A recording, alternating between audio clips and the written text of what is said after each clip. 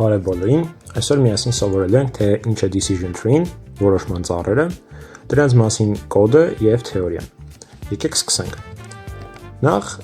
հասկանանք ինչ է decision tree-ն։ Decision tree-ն վերցնում է մի պնդում, հարցադրում և կայացնում է որոշում, կախված նրանից այդ պնդումը ճիշտ է թե սխալ։ Հետևյալ դեպքում որոշումները ստանդարտայզ գրելաձևը, այսինքն պնդումը եթե ճիշտ է, ապա գնում ենք դեպի ձախ կողմ, եթե սխալ է, ապա դեպի աջ կողմ։ Եվ այստեղ որոշում որ գրած է, կարող է լինել մեկ այլ պնդում, որին հետևում է որոշում, կամ հենց այսպես էլ կարող է մնալ։ Սա պարզագույն կառուցվածքն է decision tree-ի։ Հիմա եկեք մի հատ օրինակ նայենք։ Առաջին պնդումը, որ մենք վերում ենք, կամ հարցը, դա արդյոք ուզում ենք լավացնել մեր գիտելիքները։ Եթե այո, այսինքն եթե true, մենք պետք է դիտենք այս վիդեոն մինչև վերջ։ Եթե false, այսինքն մենք խաղում ենք խաղեր։ Որոշման ծառի պարզագույն օրինակը կարող ենք վերցնել սա, եթե ինչ-որ մեկին բացատրում ենք, հա։ Որոշման ծառերը իրենց հերթին բաժանվում են երկու տեսակի՝ classification tree, այսինքն կատարում է դասակարգում, և regression tree, այսինքն կանխատեսում է ինչ-որ թվային արժեք։ Կատարում է դասակարգում ասելով մենք հասկանում ենք մի այսպիսի բան, որ եթե ունենք ինչ-որ տվյալներ, օրինակի համար աշակերտը ինչքան է սովորել։ Մենք կարող ենք կանխատեսել, այսինքն կլասիֆիկացնել աշակերտը քննությունը կանցնի, թե ոչ։ Սա կլինի կլասիֆիկացիա։ Իսկ եթե ասում ենք ռեգրեսիա, ես կարող եմ այդ նույն տվյալները ունենալով կարողանամ հասկանամ, թե աշակերտը ինչ կստանա, այսինքն ինչ-որ մի թվային արժեք վերադարձնեմ, հա։ Սա decision tree-ները, այսինքն բաժանում են երկու տեսակի, պետք է հիշել, դա կլասիֆիկացիա և ռեգրեսիայի ծառեր։ Տեսնենք պարզագույն օրինակը կլասիֆիկացիայի ծառի։ Ուրեմն ես տալիս եմ ինչ-որ հարց, պնդում, հա, արդյոք ջերմաստիճանը 15 աստիճանից բարձր է։ Եթե ջերմաստիճանը 15 աստիճանից բարձր է, ապա ձախ կողմով առաջին հարցը, որ մեզ հանդիպում է, արդյոք անձրև է դուրս գալիս, թե ոչ։ Եվ եթե դուրս անձրև է գալիս, ապա մեր մոդելը ասում է, որ պետք է վերցնել անձրևանոց։ Եթե անձրև չի գալիս և ջերմաստիճանը 15 աստիճանից բարձր է, ապա կարելի է հագնել կարճաթև։ Հիմա եկեք գնանք այն դեպքը, երբ որ ջերմաստիճանը 15 աստիճանից բարձր չէ։ Այդ դեպքում հարցնում ենք, եթե դուրսը արևոտ է, վերցնում ենք զուտ մի հատ բաճկոն, և եթե դուրսը արևոտ չի, վերցնում ենք վերարկու։ Սա պարզագույն կլասիֆիկացիայի ծառի օրինակն է։ Եկեք շարունակենք։ Հիմա այս ծառի վրա հասկանանք մի քանի տերմիններ և այնուհետև մեկ այլ դատասեթի վրա մենք միասին մի հատ օրինակ կքննարկենք, որպեսզի հասկանանք, թե ինչպես են այս ծառերը կազմվում։ Նախ 15 այստեղ numeric threshold էր, այսինքն թվային շեմ էր, և այս թվային շեմերը կարող են լինել տարբեր։ Այսինքն ես կարող եմ հարցնել արդյոք ջերմաստիճանը մեծ է 15 Ցելսիուսից և փոքր է 40 Ցելսիուսից, և կարող եմ ստանալ ավելի ճշգրիտ կանխագուշակում։ Numeric threshold-ները փոխվում են ու իրենք կարող են տարբեր լինել նույն տվյալի համար, այսինքն ես կարող եմ այս նույն ջերմաստիճանի համար տարբեր numeric threshold-ներ տալ։ Հիմա հասկանանք ծառի կառուցվածքը ու ինչպես ենք ամեն էլեմենտին անվանում։ Նախ ամենավերևի մասը կոչվում է root node կամ պարզապես արմատ։ Այստեղից այս root node ընտրելը ամենակարևոր հարցերից է, որովհետև կախված դրանից կարա մեր decision tree-ն կատարի լավ և վատ որոշումներ։ Հաջորդը դա այս internal node-երն են կամ branch-երը կամ ճյուղերը։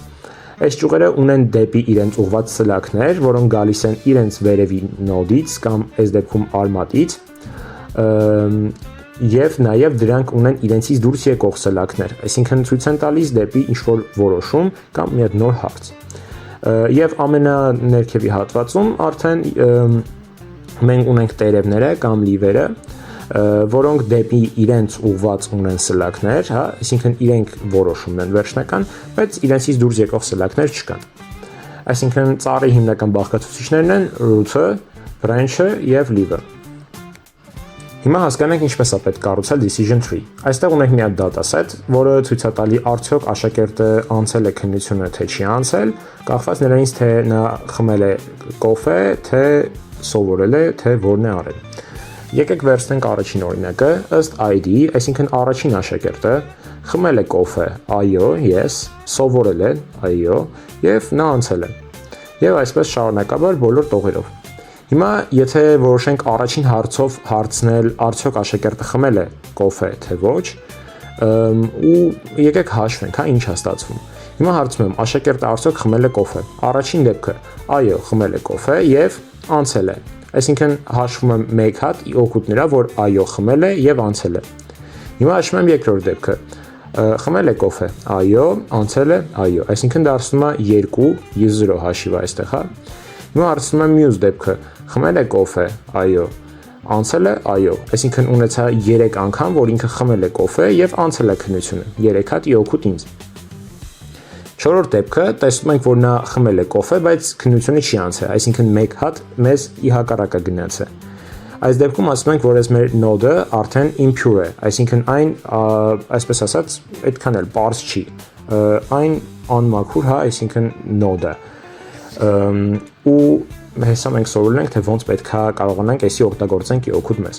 Այս դեպքում ոնց որ հաշիվը որ պահեցինք 3-ը 1-ով, հա, այդպես կարող ենք ասել, այսինքն ստացվում է, որ մեր ընդհանուր 4 հատ այոների մեջից 1 հատը սխալ prediction է եղել, այսինքն 3 հատ այոյի դեպքում նա անցել է եւ մենակ մի հատի դեպքում նա չի անցել։ Եվ հիմա եթե ոչերին ենք պատասխանում, տեսնում ենք այստեղ մի հատ ոչ ունենք, որ կոֆե չի խմել եւ անցել է, այսինքն 1 ենք հաշվում եւ 2 հատ ունենք, որ ոչ խմել է կոֆե, ոչ էլ անցել է։ Հիմա երկրորդ decision tree-ն ենք կազմում, բայց այստեղ գլխավոր հարցը վերցնում ենք արդյոք նա սովորել է մինչեւ քննությունում։ Եթե նույնիսկ հաշվենք, ստանում ենք թվերը 3-0 եւ 3-1։ Ու այս decision tree-ների համար մի հատ շատ լավ բան եմ մտածել, որ հասկանանք, թե որ ծառն է ավելի լավ։ Դա կոչվում է Gini index եւ impurity։ Impurity-ն էդի մասածն էր, որ նոր ասացի, այսինքն այդ քանի հատ prediction-ը ճիշտ եղել, հա։ Եվ Gini index-ը մենք օգտագործում ենք, որպեսզի հասկանանք, թե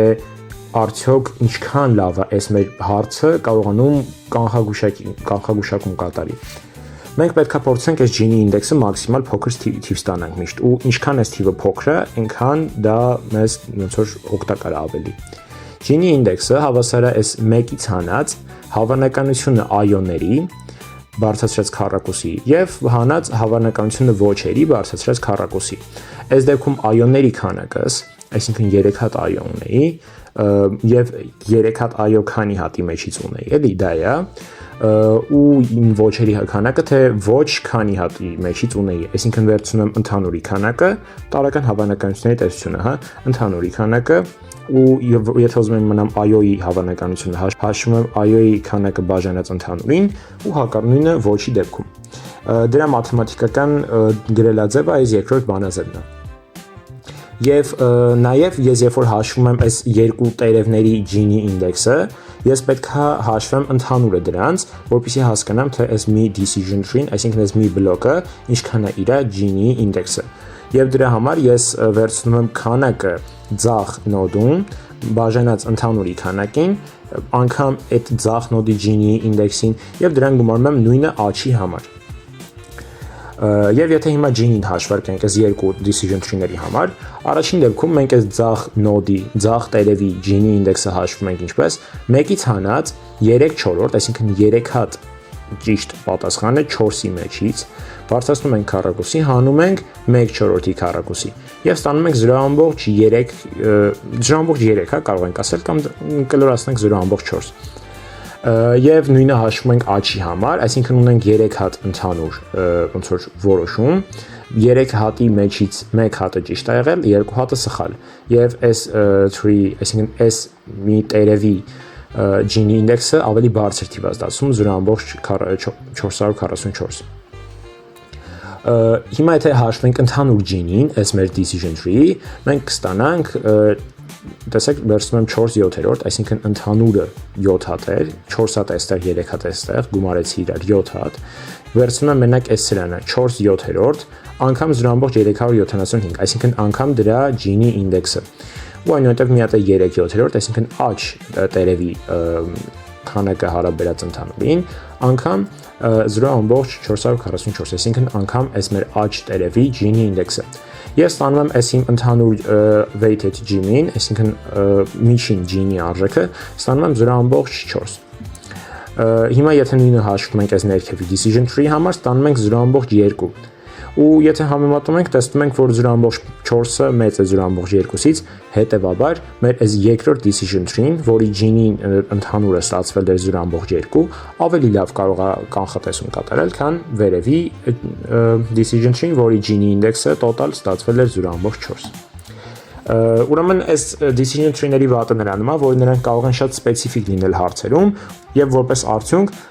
մեր տվյալների վրա իրանք կանեն overfit, այսինքն անընդհատ ճիշտ prediction-ներ կանեն մեր իրատեսած տվյալների վրա, բայց երբ որ մենք իրան մի նոր տվյալ տանք, ինքը չի կարողանա կանխագուշակում կատարի։ Դրա համար կա երկու տարբերակ՝ ծառի էտում, այսինքն մենք քչացնում ենք այս հարցերի քանակը,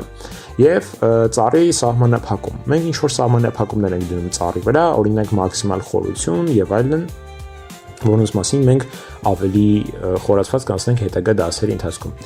Հիմա եկեք անցնենք կոդ գրելուն։ Հիմա արագ անցնենք կոդի վրայով, տեսնում ենք x-երը եւ y-ները, x-երը մեր feature-ներն են, այսինքն մեր տվյալները, որոնցից մենք օգտվելու ենք, եւ y-ները մեր նպատակները, այսինքն պատասխանները, հա, ոնց որ տվյալներից հետևող։ Այս դեպքում առաջին սյունը x-երի դա հաճախորդի տարիքն է, երկրորդ սյունը նրա վճարած ամսական վճարը եւ երրորդը տեղ աջակցության զանգերի քանակը։ Եվ թիրախայինում մեր 0-ն նշանակում է, որ հաճախորդը մնացել է մեզ հետ եւ 1, որ հաճախորդը հեռացել է եւ չի օգտվում մեր տրամադրած ծառայություններից, հա։ Նախ անցնենք թե ինչ գրադարաններ ենք օգտագործելու։ Օգտագործելու ենք տարական numpy,